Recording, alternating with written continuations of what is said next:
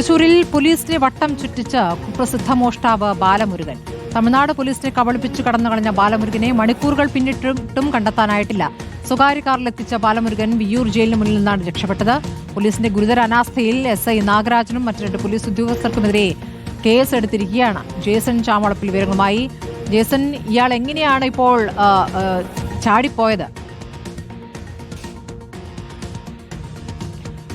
സ്മൃതി, ഇന്നലെ വൈകിട്ട് 9:40-നാണ് തമിഴ്നാട്ടിൽ നിന്നും കോടതിയിൽ ഹാജരാക്കിയ ശേഷം തൃശ്ശൂരിലെ വിയ്യൂർ ജയിലിലേക്ക് ഇയാൾ എത്തിക്കുന്നത്.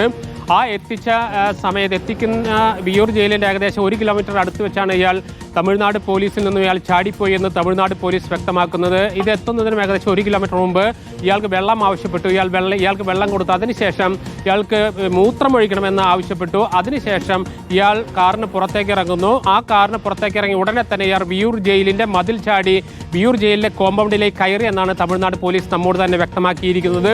അതിനുശേഷം ഇയാൾക്ക് ഈ പരിസരം നല്ല പരിചയമുള്ളതാണ്. കഴിഞ്ഞ കുറേ കാലമായി വിയ്യൂർ ജയിലിലുണ്ട്. അതുകൊണ്ട് തന്നെ ആ വഴി ഓടി രക്ഷപ്പെട്ടു എന്ന് തമിഴ്നാട് പോലീസ് വ്യക്തമാക്കുന്നു. അതിൽ ഏറ്റവും പ്രധാനപ്പെട്ട ഒരു കാര്യം, തമിഴ്നാട് പോലീസ് ഇയാളെ എത്തിച്ചത് ഒരു സ്വകാര്യ കാറിലാണ് എന്നതാണ്. ആ കാറിന്റെ ദൃശ്യങ്ങളെല്ലാം നമ്മൾ നേരത്തെ തന്നെ പുറത്തുവിട്ടു. അത്തരത്തിലൊരു 55ഓളം കേസുകളിൽ പ്രതിയായ ബാലമുരുകൻ എന്ന വ്യക്തിയെ ക്രിമിനലിനെ തമിഴ്നാട്ടിലെ ഏറ്റവും വലിയ ഗുണ്ടകളിൽ ഒരാളാണ് ഈ ബാലമുരുകൻ. അയാളെ കൊണ്ടുവരുമ്പോൾ സ്വകാര്യ കാറിൽ ഒട്ടും സുരക്ഷയില്ലാതെയാണ് കൊണ്ടുവന്നത്. ഇത് തമിഴ്നാട് പോലീസിന്റെ വിശദീകരണം മാത്രമാണ് നേരത്തെ. അതുകൊണ്ട് തന്നെ വിശദമായ പരിശോധന ഇപ്പോൾ എല്ലാ മേഖലകളിലും നടത്തിക്കൊണ്ടിരിക്കുന്നു. പുലർച്ചെ 3 മണിക്ക് ഇയാളെ കണ്ടു എന്നാണ് പോലീസ് പറയുന്നത്. പക്ഷേ പോലീസ് എത്തുമ്പോഴേക്ക് ഇയാൾ അവിടെ നിന്ന് രക്ഷപ്പെട്ടു. ഇതിനു മുമ്പ് കഴിഞ്ഞ വർഷം മെയ് മാസത്തിലും ഇതേപോലെ തന്നെ വിയ്യൂർ ജയിലിന് അതീവ സുരക്ഷാ ജയിലിന് മുമ്പിൽ നിന്നും തമിഴ്നാടിന്റെ വാഹനത്തിൽ തന്നെ ഇയാൾ രക്ഷപ്പെട്ടിരുന്നു. പിന്നീട് ഇയാളെ പിടികൂടുകയായിരുന്നു. അതിനുശേഷം വീണ്ടും വിയ്യൂർ ജയിലിലെത്തിക്കുകയായിരുന്നു.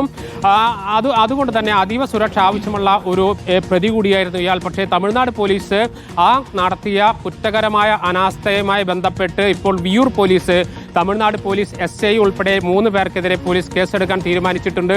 അതോടൊപ്പം തന്നെ തമിഴ്നാട് പോലീസ് നൽകുന്ന വിശദീകരണങ്ങളിൽ പൂർണ്ണ തൃപ്തരല്ല വിയ്യൂർ പോലീസ് എന്നതാണ് ഏറ്റവും പ്രധാനപ്പെട്ട ഒരു കാര്യം. കൈവിലങ്ങൾ അണിയിക്കാതെയാണ് ഇയാൾ കൊണ്ടുവന്നത്. സ്വകാര്യ വാഹനത്തിലാണ് കൊണ്ടുവന്നത്. മറ്റേതെങ്കിലും രീതിയിലുള്ള ഗൂഢാലോചന ഇതിനകത്ത് ഉണ്ടായിട്ടുണ്ടോ എന്ന കാര്യം പരിശോധിക്കുന്നു.